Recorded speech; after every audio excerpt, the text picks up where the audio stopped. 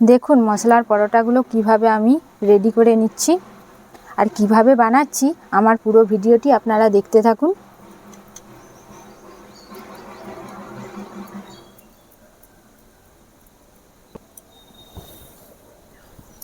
যারা ফেসবুক থেকে দেখবেন তারা পেজটি ফলো করে দিবেন, আর যারা ইউটিউব থেকে দেখবেন তারা চ্যানেলটি সাবস্ক্রাইব করে পাশে বেল আইকনটি প্রেস করে দিবেন।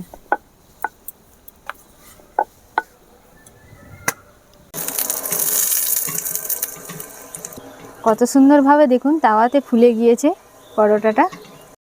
নমস্কার বন্ধুরা, পুতুলের রান্নাঘরে আপনাদেরকে স্বাগত জানাই। আজকে আমার রান্নাঘরে একটি নতুন রেসিপি নিয়ে চলে এসেছি। আজকে আমি মশলার পরোটা বানাবো, যে পরোটা আপনারা সকালে বিকেলে টিফিন হিসাবেও আপনারা খেতে পারবেন। তাছাড়াও বাচ্চাদেরকে স্কুলে যাওয়ার টিফিনের জন্যও বানিয়ে দিতে পারবেন। এই যে দেখুন সমস্ত মশলা আমি রেডি করে নিয়ে চলে এসেছি মশলা পরোটার জন্য। আপনারা প্রথম থেকে শেষ পর্যন্ত ভিডিওটি দেখতে থাকুন, আপনাদের অবশ্যই ভালো লাগবে। আর কি কি মশলা নিয়েছি আপনারা দেখুন। মশলার পরোটা বানানোর জন্য এখানে আমি ময়দা নিয়েছি, আলু 3টে নিয়েছি। আগের থেকে আলু 3টে আমি সিদ্ধ করে নিয়েছিলাম। মশলা হিসেবে আমি কালো জিরে, চিনি, জিরে গুঁড়ো, গরম মশলার গুঁড়ো, রসুন বাটা, আদা বাটা, পেঁয়াজ কুচি, সাদা তেল নিয়েছি। এবারে আমি ময়দাটা মাখিয়ে নেব। প্রথমে ময়দাটা আমি মাখিয়ে নেব।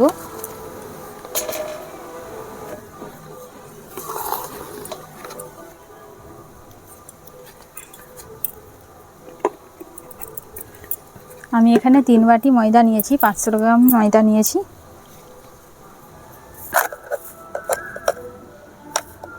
পরিমাণ মতো লবণ দিয়ে দেব, 1 চামচ চিনি দিয়ে দেব, সাদা তেল,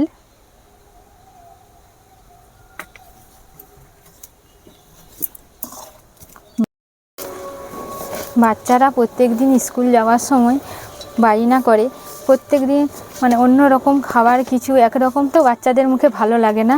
বিভিন্ন স্বাদের মানে টেস্টি কিছু হলে বাচ্চারা খুব ভালোবাসে। তো আপনারা এভাবে মশলার পরোটা বানিয়ে দিবেন, দেখবেন বাচ্চারা প্রত্যেক দিন বলবে যে এই মশলার পরোটা আমাদেরকে বানিয়ে দিবে। আর প্রত্যেক দিন তো পরোটা বানিয়ে বাচ্চাদের খাওয়ানোটা উচিত নয়, মাঝে সাঝে এইভাবে বানিয়ে দিবেন, খেতে কিন্তু এই মশলার পরোটা দারুণ লাগে। আমার ময়দার ডোটা রেডি হয়ে গিয়েছে। এবারে আমি 15 মিনিট ঢাকা দিয়ে রেখে দেব। ততক্ষণ আমি মশলাটা রেডি করে নেব। মশলা রেডি করার জন্য তো আলু তো লাগবেই। তো আলুটা আমি এবারে গ্রেট করে নেব। আলুটা আগের থেকে আমি সেদ্ধ করে নিয়েছিলাম, এবারে খোসাটা ছাড়িয়ে নেব। এরকম গোটা গোটা আলু সেদ্ধ করে নিলে কি হয়, গ্রেট করতে সুবিধা হয়।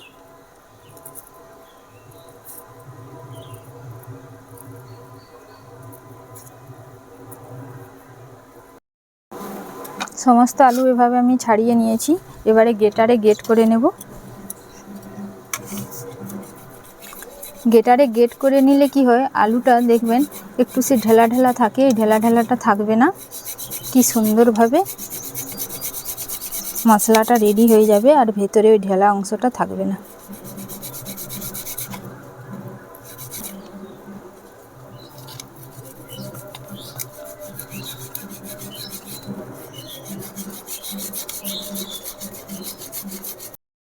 সব আলু আমি গ্রেট করে নিয়েছি। এবারে মশলাটা রেডি করার জন্য আমি উনুনে কড়া বসিয়ে দেব। উনুনে কড়া বসিয়ে দিয়েছি, কড়া গরম হয়ে গিয়েছে। এবারে আমি সাদা তেল দিয়ে দেব।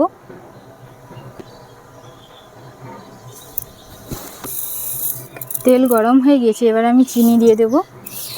1 চামচ মতো চিনি দিয়ে দিয়েছি। চিনিটা ঠিক লাল হয়ে যাওয়া অবস্থায় কালো জিরেটা দিয়ে দেব। এবারে পেঁয়াজ কুচি দিয়ে দেব। পেঁয়াজগুলো ভালো করে আমি লাল করে ভেজে নেব। পেঁয়াজ এভাবে লাল করে ভেজে নিয়েছি, এবারে আমি রসুন বাটা দিয়ে দেব।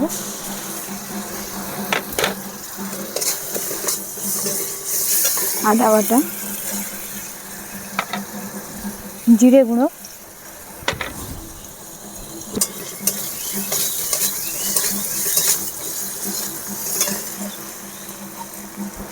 লঙ্কার গুঁড়ো 1/2 চামচ দিয়ে দেব ঝাল হওয়ার জন্য। আপনারা চাইলে নাও দিতে পারেন।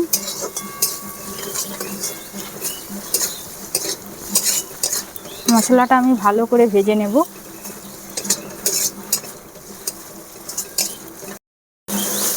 এবারে আমি হলুদ গুঁড়ো 1 চামচ দিয়ে দেব।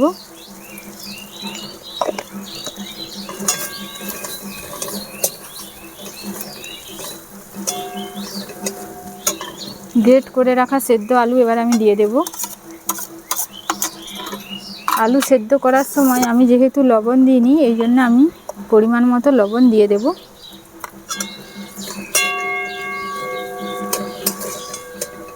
মশলার সাথে আলুটা ভালো করে আমি মিশিয়ে নেব।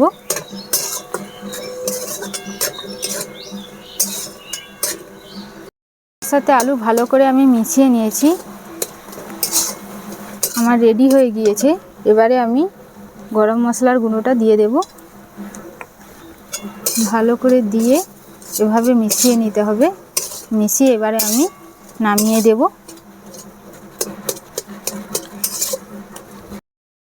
পরোটায় দেওয়ার জন্য মশলা দেওয়া পুরটা আমি রেডি করে নিয়েছি, আমার রেডি হয়ে গিয়েছে। এবারে আমি ময়দার ডোটা আর একটু ভালো করে মাখিয়ে নেব। দেখেছেন কীরকমভাবে ডোটা রেডি করে নিয়েছি, ঠিক শক্তও না ঠিক নরমও না। আর একটু ভালো করে আমি হাতে করে মাখিয়ে নেব, তারপরে আমি লেচিটা কেটে নেব। এবারে আমি লেচিটা কেটে নেব।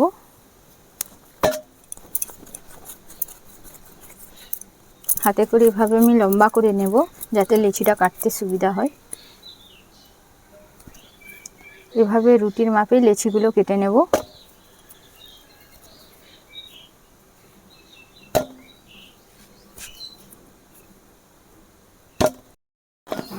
সমস্ত লেচি আমি কেটে নিয়েছি। এবার আমি হাতে করে গোল করে নেব, যাতে বেলতে সুবিধা হয়, ওই জন্য আমি গোলটা করে নিচ্ছি। এভাবে গোল করে নেবেন, তাহলে কি হয় পরোটাগুলো বেলতে খুব সুবিধা হয়। গোল করে এভাবে হাতে করে নেবেন। প্রত্যেকটা আমি এভাবে করে নেব।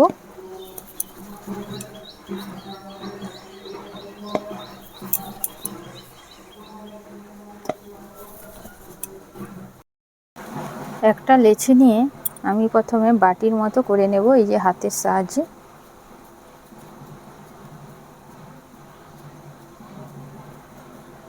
এভাবে গোল করে বাটির মতো করে নেব। এবারে আমি এর ভেতরে পুর দিয়ে দেব, মশলা দেওয়া পুর।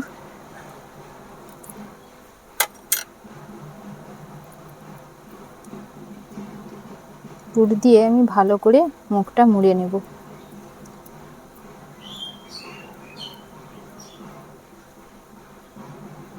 এভাবে মুড়ে নিয়েছি। এবারে অল্প একটু তেল চাকিতে বুলিয়ে নেব। আর এই যে মুখটা মুড়েছি, এই মুখটা কিন্তু নিচের দিকে রাখবো।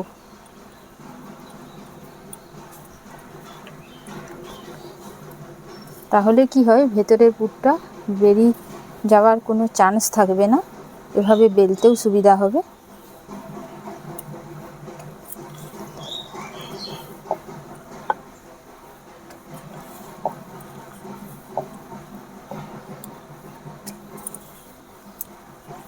এভাবে গোল করে আমি বেলে নেব। একটা পরোটা আমার হয়ে গিয়েছে, এবার আমি রেখে দেব। আর একটা লেচি সেই একই রকমভাবে নিয়েছি, বাটির মতো হাতে করে গোল করে নেব।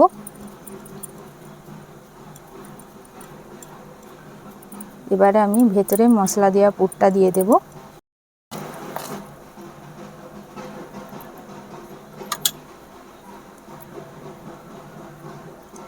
মুখটা ভালো করে কিন্তু এভাবে টিপে টিপে বন্ধ করে দিতে হবে, না হলে কিন্তু পুরটা বেরিয়ে যাওয়ার চান্স থাকবে। সব কিছু একসাথে এভাবে আমি মুড়ে দেব। আবার চাকিতে আমি অল্প তেল বুলিয়ে দেব। মুড়ে রাখা মুখটা ঠিক এভাবে উল্টিয়ে নেব। হালকা হালকা চাপ দিয়ে আমি বেলে নেব।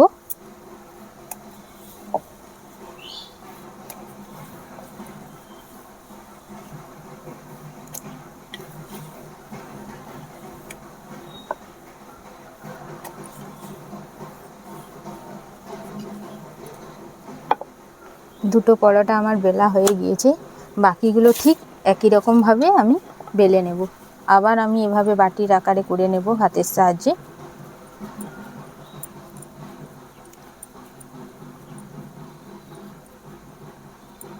বাটির এই গোলটা একটু গভীর পর্যন্ত গোলটা করতে হবে, তাহলে কি হয় পুরটা ভেতরে থাকবে, বেরিয়ে যাওয়ার চান্স থাকবে না।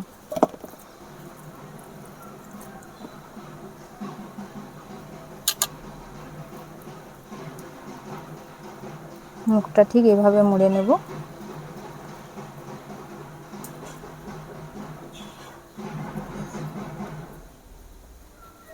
আবার চাকিতে অল্প তেল দিয়ে দেবো।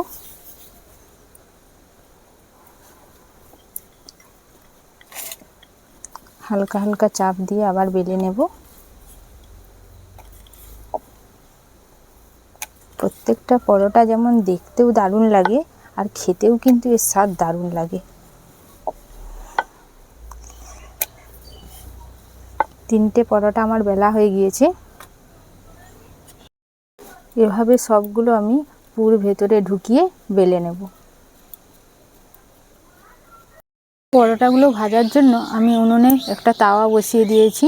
এবারে আমি তাওয়াটা গরম হয়ে গিয়েছে, এবারে আমি তেল দিয়ে দেব, সাদা তেল।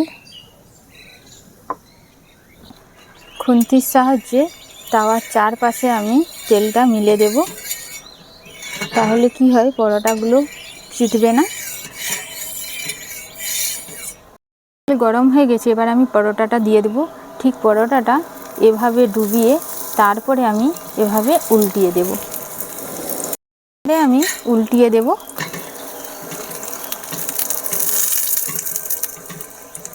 কত সুন্দরভাবে দেখুন তাওয়াতে ফুলে গিয়েছে পরোটাটা।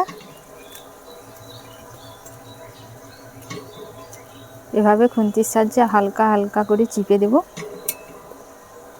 একটা পরোটা আমার হয়ে গিয়েছে, এবারে আমি তুলে নেব।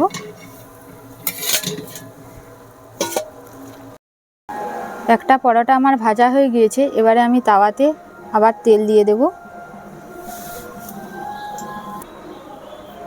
ঠিক একই রকমভাবে আমি পরোটাটা এভাবে তেলে ডুবিয়ে নেব, এভাবে উল্টিয়ে দেব।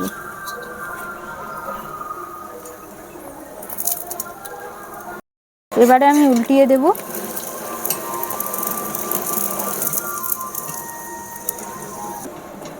কত সুন্দর লাল করে ভাজা হয়েছে দেখুন। এই পরোটাগুলো এভাবে লাল করে ভাজবেন, দেখবেন খেতে কিন্তু দারুণ লাগে।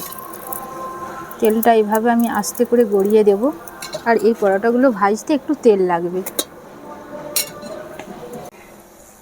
সমস্ত পরোটা আমার ভাজা হয়ে গিয়েছে। দেখুন কত পরোটা ভেজেছি, দেখেছেন কত পরোটা। পরোটাগুলো ভেজে কত সুন্দরভাবে আমি সাজিয়ে নিচ্ছি দেখুন, দেখতে কিন্তু দারুণ লাগছে। আমাদের বাড়িতে মেম্বার বেশির জন্য পরোটাগুলো বেশি করেছি, আপনারা চাইলে কম পরিমাণেও করতে পারেন। দেখেছেন এক থালা পরোটা।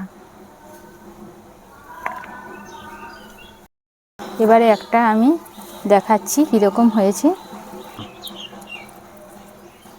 দেখুন ভেতরে পুরো মশলা একবারে মাখানো আছে দেখুন, এই জন্যে এর নাম মশলা পরোটা। দেখেছেন মশলা কত সুন্দরভাবে পুরো জায়গাটা কিন্তু ভরে গিয়েছে। আলু দেওয়া আছে বলে বোঝাই যাচ্ছে না। এবারে আপনাদের কাছে একটু খেয়ে দেখাচ্ছি।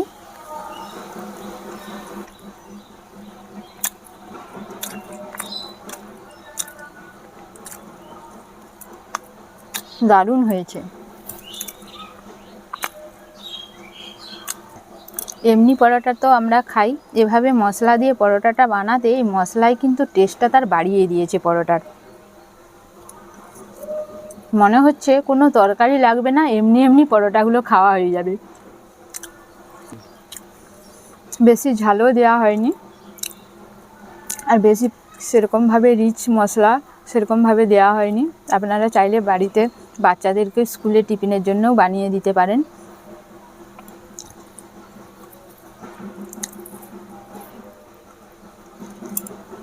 আপনাদের সাথে কথা বলতে বলতে পুরো পরোটাটা আমি খেয়ে নিলাম, এত সুন্দর লাগছে। আপনারা তো দেখলেন পুরো ভিডিওটি। বেশি কিছু এই পরোটার ঝামেলা নাই। আমরা যে সাধারণ পরোটা বানাই সেই সাধারণ পরোটার জায়গায় একটু মশলা দিয়ে পরোটাটা বানিয়ে নিয়েছি। এর স্বাদ সম্পূর্ণ আলাদা হয়ে গিয়েছে। আপনারাও বাড়িতে এভাবে বানাবেন। আজকের মতো ভিডিওটি এখানেই শেষ করছি। যদি ভালো লাগে একটি লাইক শেয়ার করে দিবেন। সবাই সুস্থ থাকবেন, সাবধানে থাকবেন। নমস্কার।